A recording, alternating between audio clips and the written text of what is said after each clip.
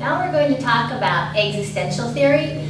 The three humanistic models that we're looking at here are sort of back to the early on kind of triple or three parts way of classifying different models of human behavior, being the psychodynamic, the humanistic, and the behavioral or cognitive behavioral. The three humanistic theories are the Rogerian models, the Gestalt models, and also the existential theories.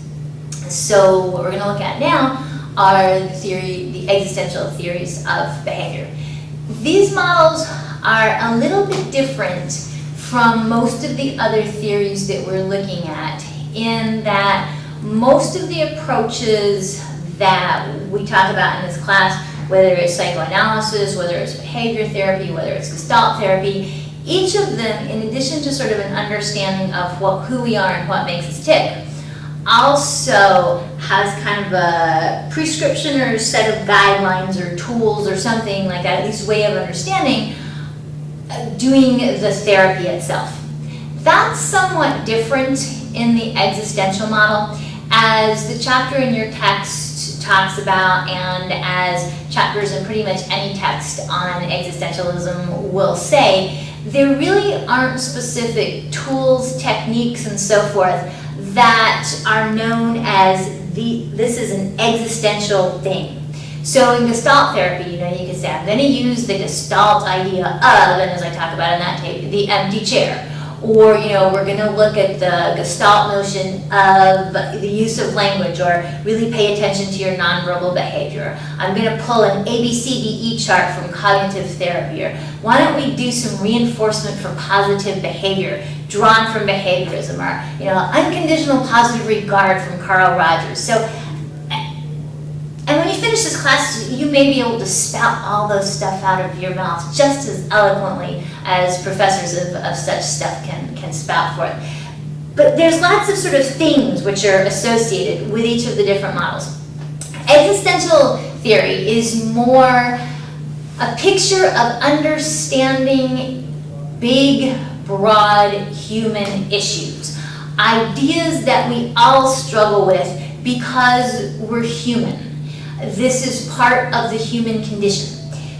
But it doesn't really tell you as a therapist what to do in your office with a client struggling with these issues in terms of the how. In terms of, here's a little, technique that you can pull out of your black bag and do it with a client, and this will help them struggle through this boundary issue that they're dealing with. So it doesn't tell you what to do, but it gives you a sense of the big picture, a big picture of sort of understanding some of the large issues that humans deal with and face on a sort of regular basis throughout our life, and that we kind of bring sometimes in our sort of sub or unconscious mind with us as we go on our journey through life. Existential therapists also borrow sort of techniques from other therapists, so that it's not at all uncommon as an existential therapist to offer some of what Rogers has as the necessary and sufficient conditions for therapy, where you would offer, unconditional positive regard. You would be very empathic. You would try to be as genuine as you could, and those would all be very consistent with existential therapy. You'll notice there's a big emphasis on choice and responsibility. And those are some of the key concepts that existential therapists talk about.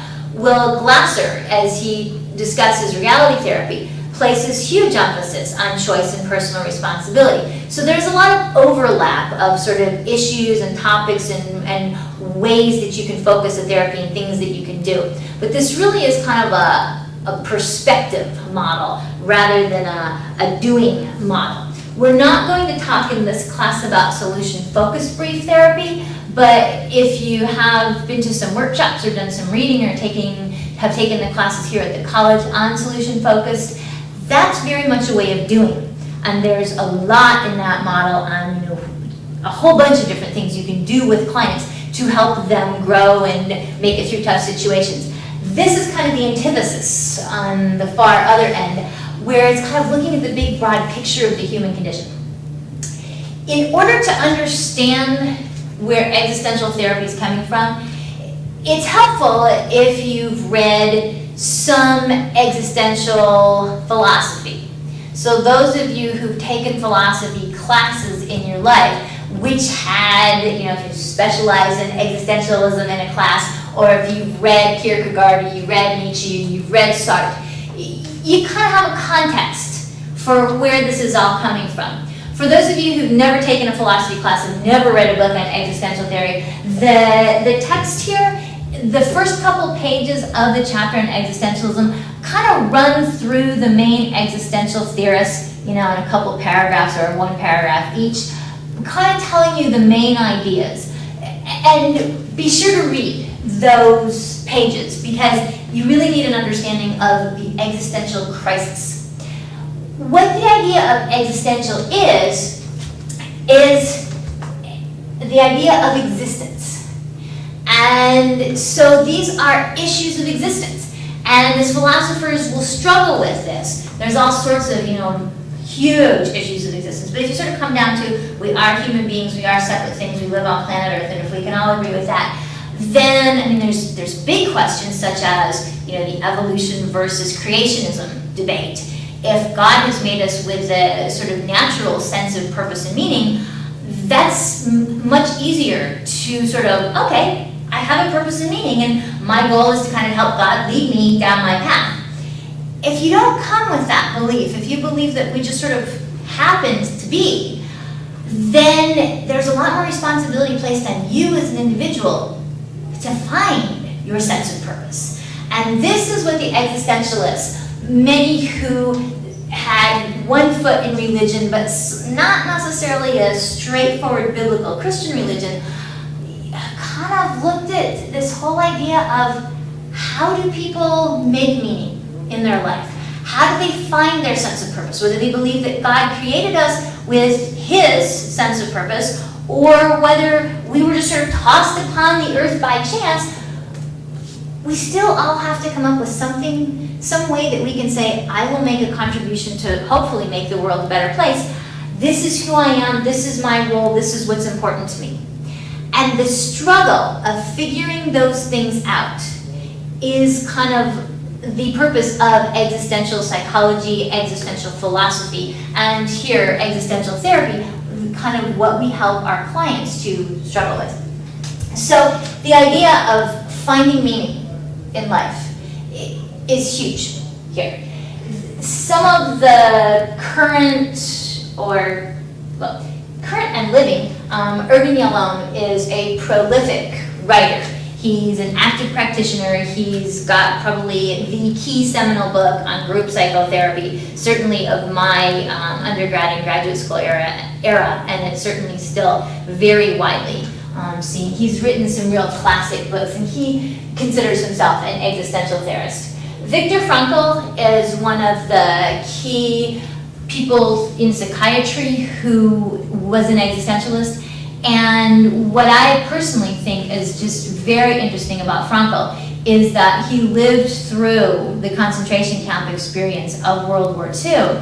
And when he talks about choice, and he says that we all have choices in our life, and we all must take responsibility for our own life. And sometimes I know when I teach the reality therapy class, people will say, well, if you're white and you're middle class and your family has some money and you're fairly smart, okay, you have choices. But a lot of people have very few choices. If you're born in poverty to a single parent family, which is very chaotic, and you grow up in foster care and you've been physically and or sexually abused, and you don't do very well in school, you don't have nearly as much choice as the kind of comfortably raised individual.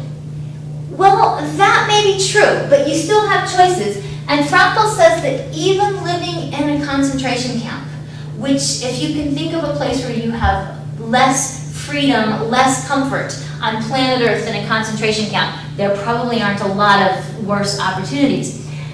Frankl said he could still choose his attitude. And, if you've been there and you say, I can still choose my attitude, you gotta kind of give the guy credit that he really can practice what it is that he preaches. So anyhow, he's written some books on sort of existential psychology and philosophy and so forth. And Rollo May is also another big name here. So if you want to do some reading by some existential practitioners, authors, and so forth, those are some good therapists who published readable texts which are out there. So if you like the existential model and decide to use it and work with clients, where I find this model kind of makes the most sense is if you have a client who comes in who really does seem to just be struggling with either some of what I have up here as the main conflicts or boundary experiences, or just kind of struggling with purposelessness. And if you want to take a look at problems in life in 21st century America, and you can say, okay, well, there's problems of poverty and there's problems of child abuse and neglect, and those are big bad problems that social workers are working with on a daily basis. And when people who come from tragic circumstances have tragic lives, sadly, it makes sense. It's still a huge problem, but it kind of makes sense to us. But then you can look at well-loved, cared-for, middle-class, kids and adults who sort of have it made. Their physical needs are cared for. They come from a family where there's some, affection and attention. They're really not struggling to survive at all, and yet, they just, and they may come into therapy. I don't know. My life doesn't seem to be going anywhere. The high schools today are filled with lots of kids whose life just doesn't seem to be going anywhere. They're smart kids whose parents are pulling out their hair because they don't study and they hang out with a bad crowd, or they're into drugs, or they're just blah. They come home and they turn on their remote and they, watch SpongeBob all afternoon at the age of 16, and their parents think, there's got to be something more. Where's their drive? Well, one of my personal theories is their drive is, where's the meaning? Where is the purpose? Because when you're born in middle-class America and you sort of have life handed to you on a silver platter, there's not that struggle. So if it used to be that your sense of purpose was survival, your family needed to eat, and in order to do this you needed to work, or through the last century, your purpose was to do better than your parents did so you could have more comfort and you could provide better for your own children. And now there's a lot of people who are really pretty comfortable. What needs do they have? So suddenly the purpose isn't out there as much. And I wonder now if we really are forced, or if we have the comfort, we have the free time to look, to create a sense of purpose from within. So that's where I really see this therapy model as being very valuable. So if you have, the high school kid or the college kid or the, adult who sort of raised their kids through at least toddlerhood and early childhood, because then parents seem to have a sense of purpose is to get my kids launched on in life. But particularly maybe, empty nesters where the kids are gone, we're facing retirement. Geez, I need to do something with my life. This is kind of, not necessarily midlife crisis, but shortly after the midlife crisis kind of thing. What do I do now? There's a radio show I was listening to which talked about a whole new opportunity and crisis for Americans now that we're living into our 70s and 80s and living fairly healthfully into our 70s and 80s. And some people are comfortable enough financially to retire in their 50s or early 60s. You retire at 55, you may live to 95. You got 40 years. You got 40 years where you don't have to have a job, your kids are raised. What am I going to do? What am I going to do with the next 40 years of my life? Well, this gets to meaning and purpose. These folks may be showing up in our offices. They're not struggling to meet their food needs. They're not struggling to meet their basic necessities, but they got 40 years of life and they're just kind of like, now what do? I retired. And I could live for a long time and I'm very healthy. How do I be a person of value? So anyway, that's sort of the main focus of this therapy, is to help people through these issues. Now, to get to some of the pieces. The main conflicts that existentialists say that we struggle with. There's this idea of death. We all know, the joke is that the only two givens in life are death and taxes. So death is unescapable. And what the existential therapists say is that because of that, it makes life valuable and makes life precious. If you know that it's finite, you have to spend your life wisely. You have to make choices. You have to figure out, what do I want to do? If I'm given one life, and I don't know if I'm going to die in 10 seconds or if I'm going to live to be 120. But given that I don't know that, what do I do to make the most of my life? And they really talk about how that gives life value. And if you look at people who have had a near-death experience or who've had someone close to them die, oftentimes people who've, made it successfully through a horrible bout of cancer or some illness where life was sort of hanging on the brink there for a while, will say, wow, I really have a renewed sense of purpose now. I realize that I could go at any minute, and I'm not going to waste my time, worrying about the little things, and it all becomes very cliche sounding after a while. But people genuinely very much feel and believe that. So this idea of death giving meaning to life, as well as we face our own death, what kind of thoughts, feelings, reactions, and so forth do we have? The idea of freedom, and freedom coming with responsibility and choice. In as much as you are free to make decisions. Freedom is seen as a good thing, but with freedom comes responsibility. If, you're in the military and you're supposed to do this and this is what you're told and you follow the rules and there's huge big old bad consequences if you don't, so you choose to follow the rules, and things don't go real well, you say, oh well, the sergeant or the captain or the general said this is what to do. But if someone said, well, troops, go out and make the best of the situation, you're each on your own, you're intelligent young men and women. It'd be very scary, because what do I do? What if I screw up? Oh my gosh, it's all my fault.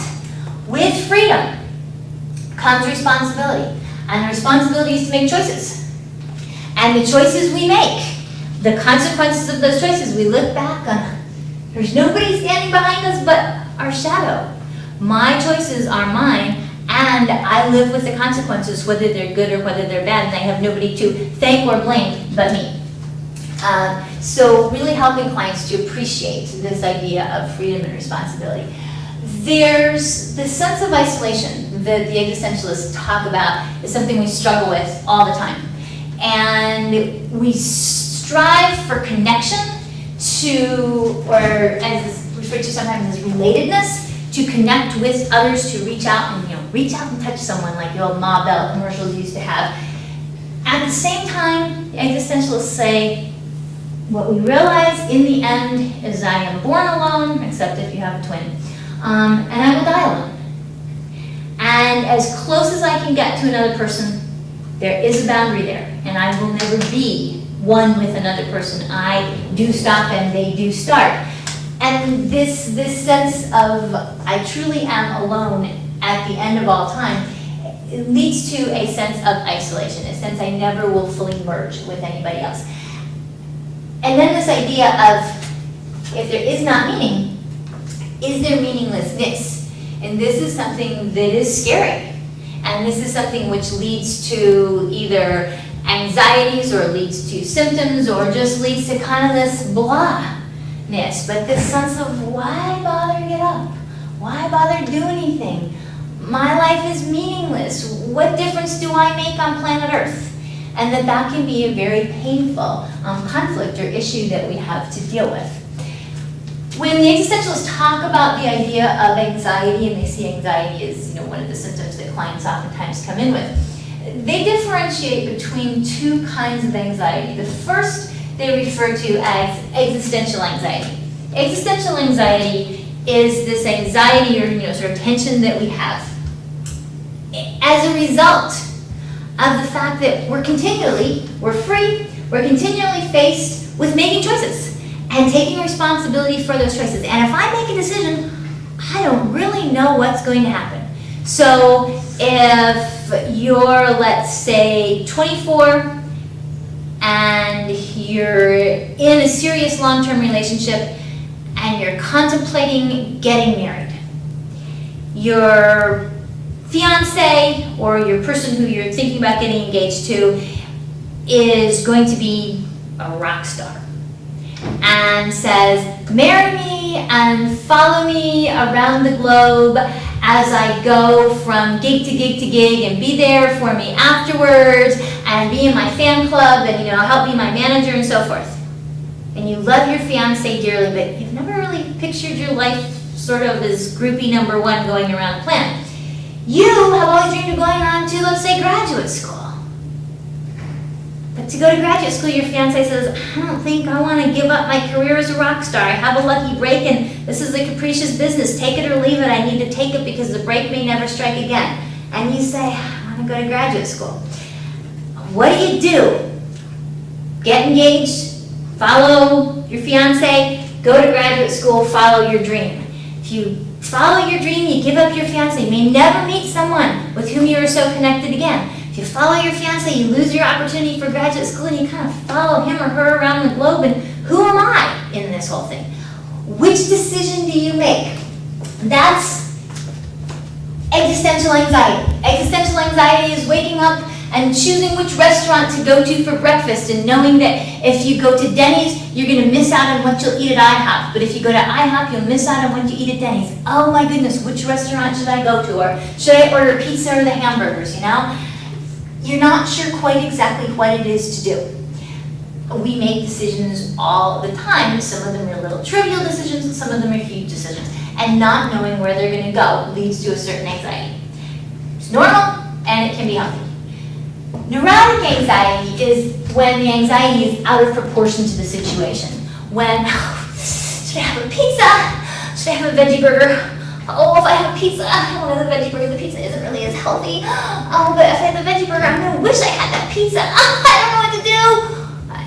It's like, get over it. Move on. It's pizza or veggie burger. Just order and get on with your life. Save the anxiety for the real situations. Don't fret over the food choices. But some people will have a lot of neurotic anxiety about situations which may look very trivial to the rest of us, but to them, they're very real. And so when clients come in to therapy with, anxieties, with fears, phobias, people who won't get on airplanes, people who are terrified of public speaking, people who are agoraphobic, those are what the existentialists would call neurotic anxieties as compared to existential anxieties. Some of the key areas that the existentialists will work with people on are what they call these boundary experiences. And boundary experiences are oftentimes big life transitions. Some of them are normal developmental experiences. Some of them are freaky, unplanned, uncalled for, wonderful or horrible events. But boundary experiences, some of the sort of developmental ones, and we could probably add, for many people, adolescence up here. But young adulthood is when many people go from living with mom and dad or living with mom or dad to becoming independent, whether it's going away to college, getting the first job, whatever. What do I do with my life? What do I major in college? Do I go on to graduate school? Do I get a job? Do I get married? All kinds of decisions in young adulthood. Who am I? What is my future going to be? When people first get married, again, huge transition. You go from sort of living your own life or living the life your parents chose to trying to figure out who you are as a person, and now suddenly you're half of a team. Instead of one individual making decisions for what you like, what car to buy, what apartment to rent, what house to purchase, suddenly you gotta figure out this other person's desires and needs. Life becomes very different. You're sharing space, you're sharing hopefully love and affection, you're sharing decisions. Birth of first child is another huge change. For many couples, it goes from a couple months to a couple years, if it was the two of us, to now it's the three of us, and brings about, again, takes the equilibrium that you had and brings things all out of whack, and you have to develop a new sense of equilibrium. Other kids introduce some of that, but nothing for most families is as big as the birth of first child, unless a subsequent child is either triplets, something like that, or unless a subsequent child is born with serious developmental or medical problems, and then that's another big adjustment. If there's a loss of a loved one, that's a sort of kind of developmental kind of thing, but most of us will lose particularly grandparents, parents, aunts, uncles. So that's another big experience. Our own death is something that each of us face, and we talked some about that over here, but as we're facing either premature death that, due to an illness, or just as we age, there's our death experience. And also, as I talked about earlier, there are things like empty nest and things like retirement. And each of these are times when we just kind of have to regroup. We have to figure out again, what is our purpose? What is our meaning? Where are we going? And you go along and go along, and then something else. And then, okay, are we going to change course, or are we going to stay in the same direction? And so these are maybe moments of existential crisis, or sort of existential, what am I going to do now? Two of the things that therapists will help clients to do is to develop a sense of self-awareness. This is who I am. In the chapter on Gestalt and the lectures on Gestalt, we talk a lot about helping people to become aware. So if a therapist is an existential therapist, is helping a client to develop a sense of self-awareness. If you're familiar with some Gestaltian types of models, pull on. If it makes sense with the therapy to help people sort of say, this is who I am. As we're trying to find our meaning, as we're trying to find our purpose, as we're trying to create our path in life, the more self-aware we are. This is what I like, this is what I'm good at, these are my beliefs, these are my values. I think it would be wonderful for me to be a missionary. I think it would be great if I would be a teacher. I think I would like to be a CEO. I want to be an entrepreneur. I want to be an inventor. What are the things that I'm good at? Who am I as a person? Can help us develop sort of our place on the globe. Self-determination. The existentialists are very big in this idea. Again, as I talked about in some of the earlier lectures, one of the continua that you could put a lot of these models on is how much is life predetermined and our life is determined by external forces such as God, such as fate, such as luck, and how much of our life is determined by free will, by these are my choices and I write my destiny. It's not pre-written somewhere by somebody else or something else. So existentialists are very much into my life is what I create it to be. I am given existence, whether that existence is given by God, is given by evolution. Different existential theorists stand in a different place on, or something in between, but stand in different places on that as their own beliefs and values are. But given that I exist, who I become is an issue of free will in the minds of existentialists. So I write the script of my life. I have self-determination. And so my choices are important because they're up to me, and this determines the path that I take. So if you're doing an existential therapy, the clients, again, for whom this makes sense, are people who come in sort of with these as conflicts. They come in a time perhaps of these boundary experiences. They're just kind of struggling with sense of self, with who they are. And it's not necessarily a model which focuses a lot on symptoms or focuses a lot on, tools and techniques and so forth. It focuses on the big picture, the big idea. And there's a lovely quote that someone in the education department made years ago that I can't remember because I can never remember quotes. But the idea behind the quote being that very often we can go through anything and get through anything in our life. We can figure out sort of the hows. If we have a sense of the whys, if we have a sense of the purpose, if we believe that my life has value, my life has meaning, and this is what it is. If it's to raise my children, if it's to make as good a contribution to the world as I can through being a social work professor and helping students to learn and go out there and make the world a better place. If it's being a pastor and standing up, in front of a congregation and really bringing God or Jesus or whatever religion one might be to people so that they believe that their life has a sense of direction. If it's inventing cool things to, go from fossil fuels to a more clean, renewable energy source to make the world a healthier, environmentally safe place. If we believe that we have a sense of purpose, then oftentimes little niggling things which may lead to a lot of neurotic anxiety somehow naturally don't become so important because we're focused on where we're going, and all the little side distractions kind of take care of themselves. But it's when we don't have the picture of where we're going, the big sense of this is who I am and this is who I want to be and this is how to get there, that then all those little distractions can become huge and we can get boggled down in them. So the existentialists really kind of help with that big focus. And that's about what I want to say on existential.